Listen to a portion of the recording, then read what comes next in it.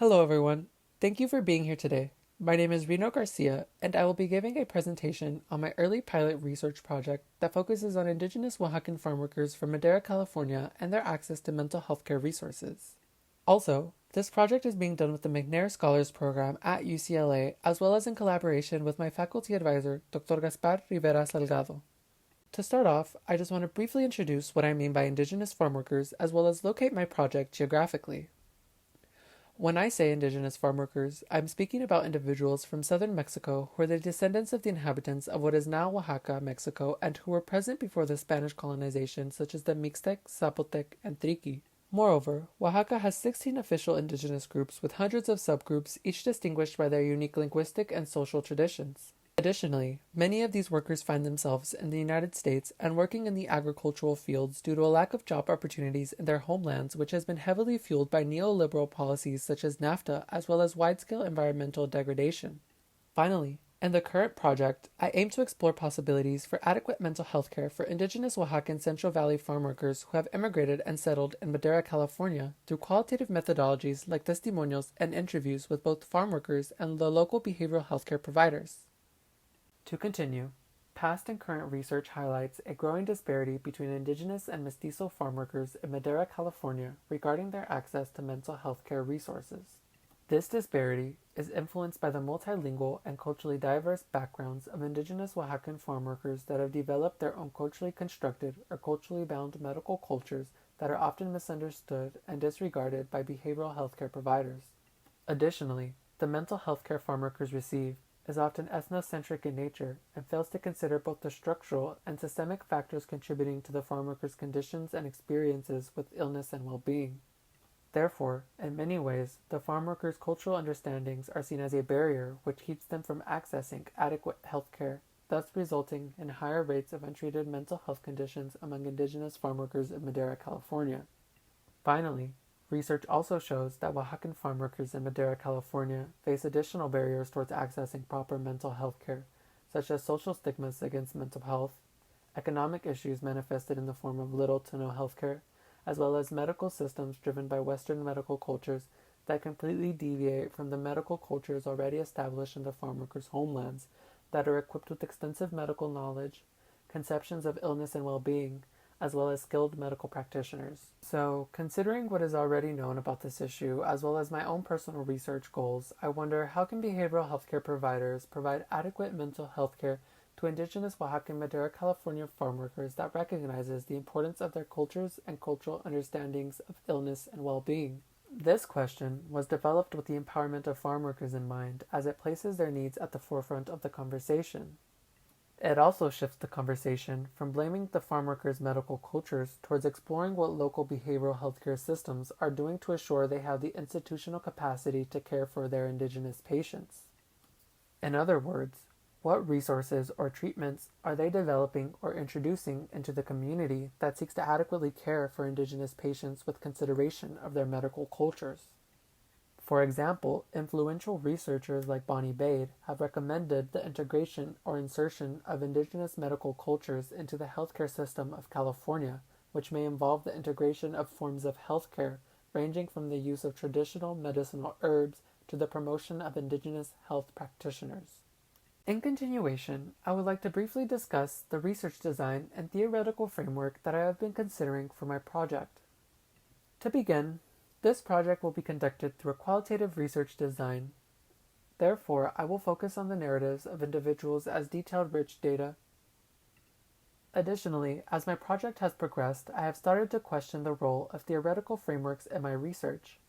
For example, I am considering the transformative theoretical framework, which provides an umbrella for researchers who view their roles as agents to further social justice.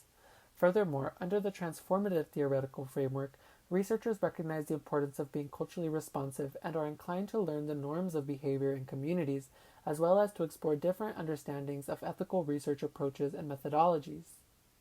Finally, the transformative theoretical framework centers issues of inequality and seeks to provide a voice to marginalized communities as a means of advancing an agenda of social justice. So, for this project, I will be employing two kinds of qualitative methodologies such as testimonials and an interview. To begin, I want to quickly discuss testimonials. The genre of testimonials has deep roots within Latin American oral culture and was used to express the disempowerment of people who experienced persecution by their governments and other social political forces in Latin American countries. The act of testimonianzas is witnesses telling of narratives with urgency in an effort to expose an injustice to bring about social change. In my project, I will be employing testimonials to provide local indigenous Oaxacan farm workers with a platform to express their feelings and attitudes towards our local behavioral healthcare system in an endeavor to better understand their medical wants and needs that may deviate from those common to Western medical cultures. Finally, the testimonial will be disseminated through a snowball sampling method, and a journal format will be employed for the testimonial to create a safe space for the farm worker, meaning I will not be physically in the space while the farm worker is giving their testimonial.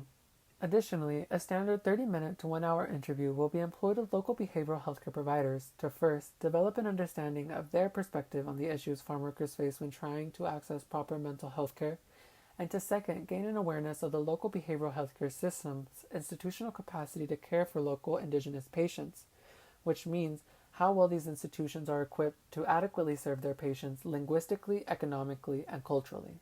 As my project has progressed, I have run into some limitations, but I've gained a better understanding of future considerations that are crucial to the development of my project. For example, some limitations I am running into are attempting to access a precarious community in a global pandemic, especially because I am not in proximity to the field or able to access the communities I wish to connect with in person. Additionally, throughout the project I employ indigenous as an umbrella term, and while there are many groups of indigenous people throughout Oaxaca, and the use of an umbrella term to talk about indigenous people may be problematic, because of the increases of migration and the large network of communities of Oaxacan people in Madera County, I am not sure which communities are going to be involved in my project at the moment.